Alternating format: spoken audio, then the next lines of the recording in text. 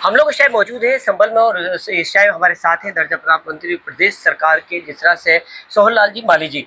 यहाँ पर संभल जिस तरह से लगातार धरोहर की बात करें, सनातनी की बात करें, ऐतिहासिक है। आप संभल आए हैं और संभल में किस नजरिए से आपने देखे हैं और क्या क्या यहाँ पर क्या संदेश देना चाहते हैं सर? संभल ऐतिहासिक नगरी है। भगवान कल का अवतार भी यहीं होने वाला है, इसलिए यह एक पूजनीय स्थल है। कभी आतताइयों ने यहाँ हमला किया था।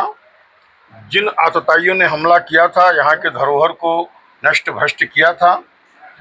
हिंदू समाज का सत्व जग रहा है, हिंदू स्वाभिमान के साथ उठ खड़ा हुआ है और अपने धरोहर को पुनः जागृत करने के लिए वो सजग है।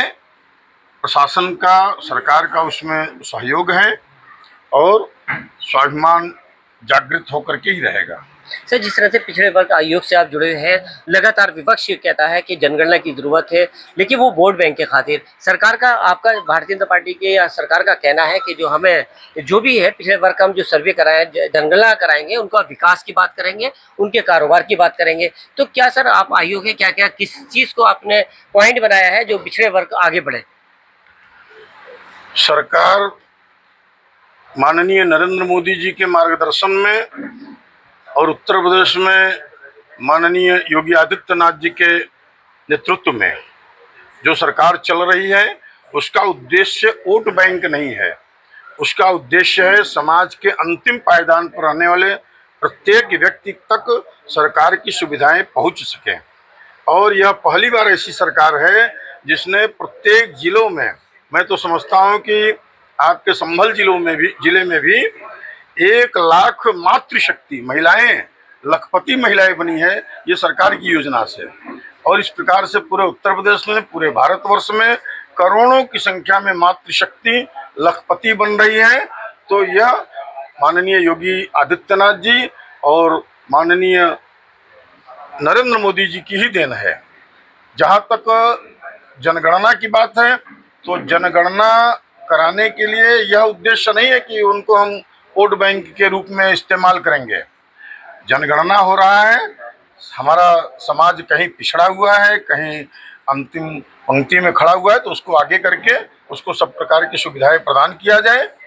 और इसके पूर्व की जो सरकारें रही, यदि देखा जाए तो जवाहरलाल नेहरू जी, इंदिरा गांधी जी, राजीव गांधी जी और श्रीमती सोनिया गांधी जी की सरकार में भी जो सरकार रही, उन सब ने केवल और केवल गरीबी हटाओ, गरीबी हटाओ, गरीबी हटाओ का नारा दिया।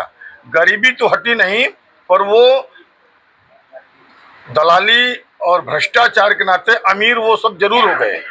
पहली बार ऐसी सरकार आई है माननीय नरेंद्र मोदी जी के नेतृत्व में, जो हर गरीब को अमीर बनाने के लिए और सब प्रकार से प्रयत्न कर रहा है। सर, हम ऑपरेशन सिंदूर की बात करें, जिस तरह से पूरा देश शान, आन और तिरंगे के लिए तैयार है, लेकिन विपक्ष लगातार है। राहुल गांधी की बात करें, अखिलेश जी की बात करें, दूसरी और बात करें, तो अभी वक्त की बात भी चली थी, तो बांग्लादेश में वहाँ पर भी आतंक पूरा मचा था। सर, लगातार जवाब दिया गया है, पाकिस्तान के अंदर उसका सेना ने जवाब दिया है। तंज किस तरह से, या डर्टी अगर बात करें, स्पीच की बात करें सर? यह सिंदूर का जो प्रसंग आया, यह हम भारत और भारतवासियों के लिए एक स्वाभिमान का विषय है। हमारे निरीह देशवासियों को जिस प्रकार से निर्मम हत्या किया गया, हमारे देश की बहादुर सेना ने घुस करके और दुश्मन के घर में उनको दंड दिया है, वो हमारे नरेंद्र मोदी जी, हमारे देश के यशस्वी प्रधानमंत्री जी के ही नेतृत्व में हो सकता है। बाकी पूर्व की सरकारों ने जिस प्रकार से अपने अंदर निर्लज्जता और कायरता दिखाया था, वह इस सरकार में नहीं रहने वाला है। यदि भारत के लोगों को, भारत की सीमा को, भारत के अंदर किसी भी प्रकार का कोई दुष्चरित्र देशवासी या दूसरा देश किसी भी प्रकार का कोई कुकृत्य करता है, तो उसको दंड निश्चित मिलेगा। पास कोई मुद्दा नहीं है तो देश विरोधी बात बोलेंगे ही। रविवार 5:30 बजे दरअसल ऑपरेशन सिंदूर चला, एक सक्सेस हुआ है सरकार का, लेकिन विपक्ष इस पर राहुल गांधी और अखिलेश तंज करते हुए आ रहा है सर।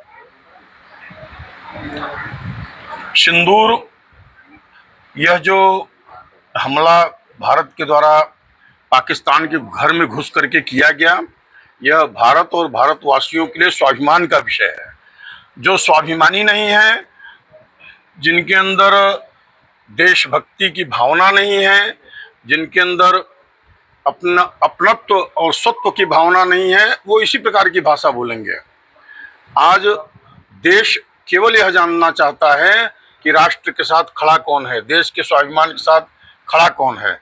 और ऐसे जो विरोध करने वाले लोग हैं वो कहीं न कहीं पाकिस्तान से मिले हुए लोग हैं, विदेशी शक्तियों से मिले हुए लोग हैं, विदेशी शक्तियों के पैसे पर पल रहे हैं और उसी कारण वो बोलते हैं।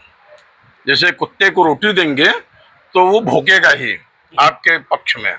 इसीलिए विदेशियों के पैसे पर पलने वाले लोग इस प्रकार का कृत्य कर रहे हैं। सर, जिस तरह से आज पुलिस भर्ती की जा रही है, काफी तादाद में है, क्या संदेश देना चाहते हैं सर सरकार द्वारा जिस तरह से पहल की गई है आज बड़ी? सरकार द्वारा जो भी स्थान सरकार के पदों के खाली हैं उन रिक्तियों को भरने के लिए सरकार की योजना है। हर युवा को नौकरी मिले, हर युवा कहीं न कहीं अपने आप को अच्छे प्रकार से समायोजन कर सके, इसलिए सरकार की योजना है। सर, आप पिछले बार आए थे यहाँ पर, जिस तरह से दर्जा प्राप्त मंत्री हैं आपके द्वारा, तो सरकार के द्वारा ये कहा कि जाति जनगणना की बात की गई थी कि हम करा रहे हैं, लेकिन हम जनगणना करा रहे हैं कि उनका विकास कर सकें। विपक्ष जनगणना इसलिए कराना चाहता वोट बैंक के खाते। जातीय जनगणना यह एक देश के लिए हित में रहेगा और जो उसको केवल वोट बैंक समझते हैं उनके लिए वो सही साबित नहीं होगा। माननीय नरेंद्र मोदी जी के नेतृत्व में केंद्र की जो सरकार की योजना है वह मुख्य रूप से पिछड़े समाज के लोगों के लिए फलीभूत हो रहा है और उनके स्वाभिमान, सम्मान और विकास के लिए माननीय नरेंद्र मोदी जी की सभी योजनाएं चल रही हैं। यह जो जनगणना चल रहा है यह इतने जल्दी जनगणना होने वाला भी नहीं है, जनगणना में समय लगेगा।